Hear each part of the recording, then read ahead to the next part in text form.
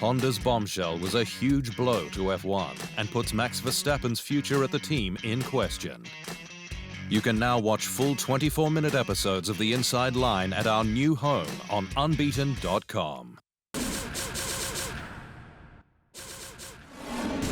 Honda has decided to conclude its participation in the FIA Formula One World Championship as a power unit supplier at the end of the 2021 season.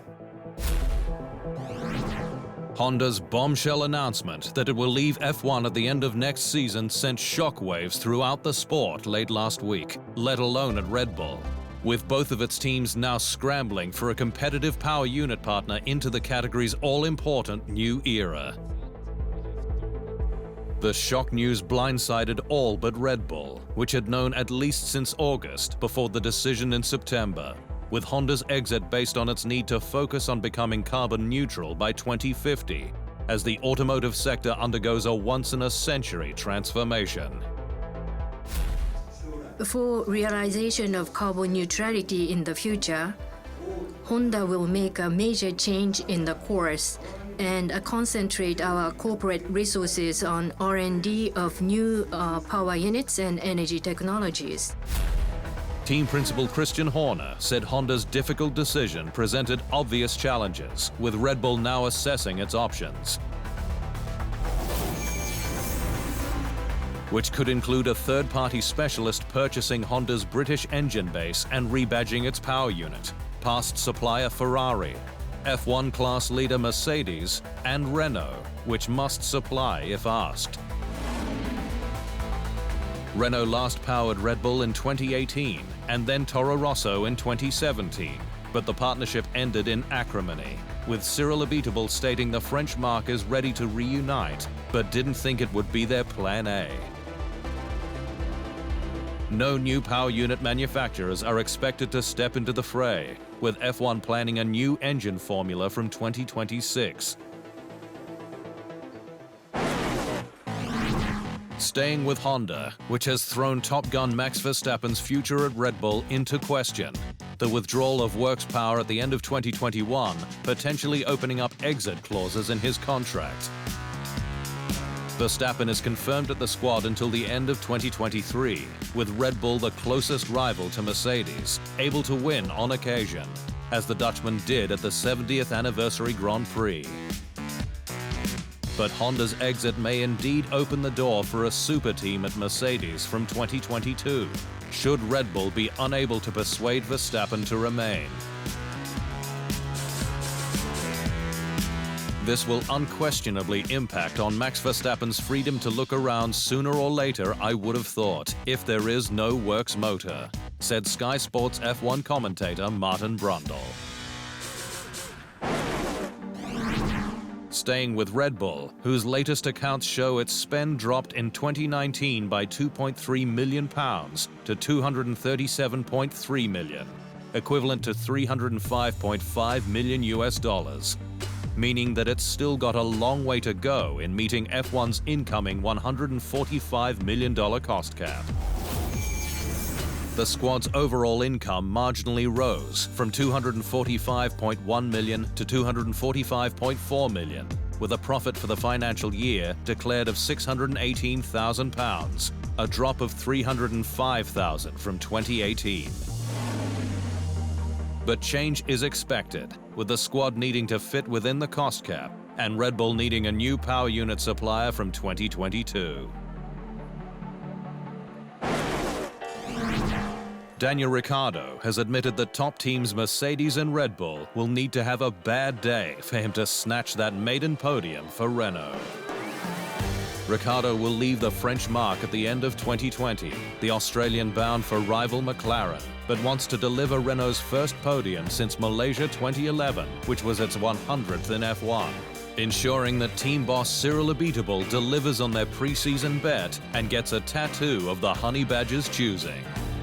Mercedes and Red Bull, however, have locked out 7 of 10 podiums so far, and Ricciardo knows he needs luck to make it happen.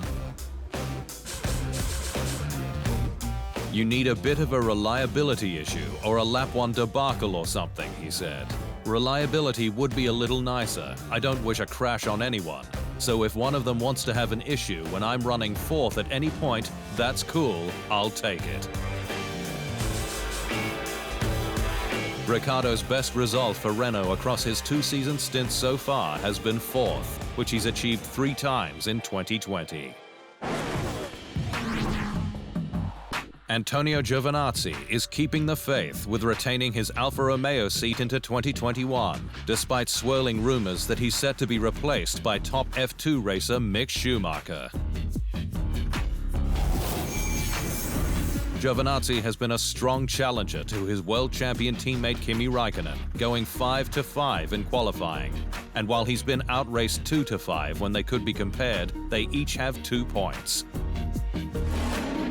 But Schumacher is on the rise, given not just his name, but his F2 Series lead, recent Fiorano test, Nürburgring FP1, and rumors that he's already been given the green light for next year alongside the Iceman, meaning Giovinazzi's second full season in F1 could be his last.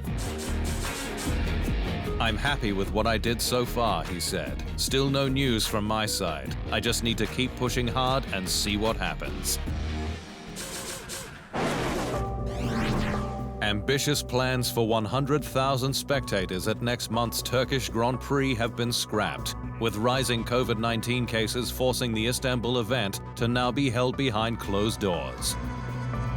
The decision was made in accordance with the Istanbul Provincial Pandemic Committee, with Turkey seeing around 1,500 new cases and more than 50 deaths per day.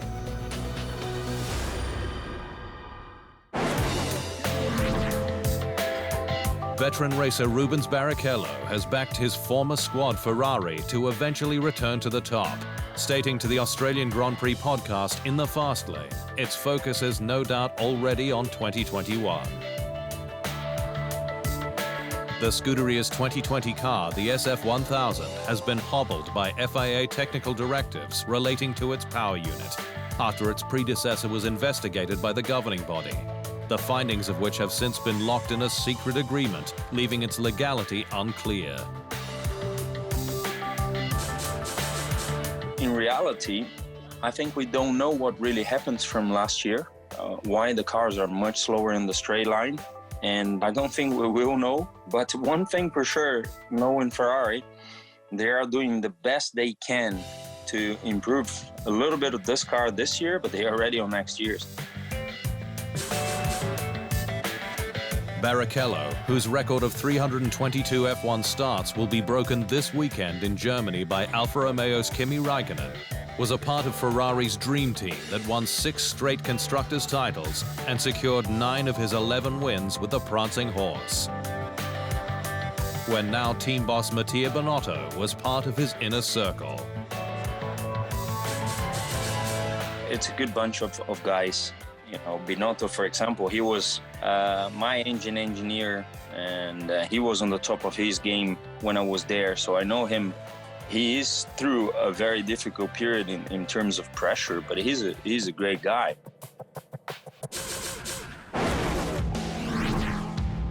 Mercedes has revealed that the penalties that destroyed Lewis Hamilton's Russian race originated from a simple misunderstanding over his request to go a bit further for his pre-race practice starts. Hamilton was handed 2 5-second time penalties during the Russian Grand Prix after doing 2 practice starts outside of the designated area, which was just after the pit exit on the right-hand apron. We hadn't realised he would go quite as far as he did, and that was really where the misunderstanding was we thought he meant a few metres. He was actually asking if he could go a bit further, and we should have given him a different answer to that question.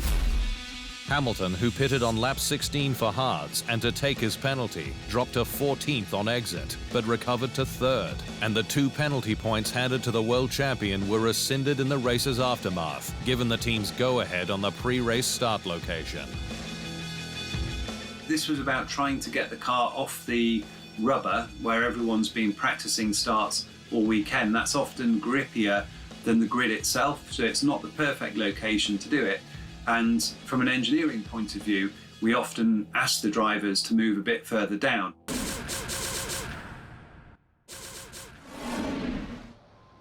Thanks for watching. To stay up to speed on all things Formula One, make sure you hit the subscribe button.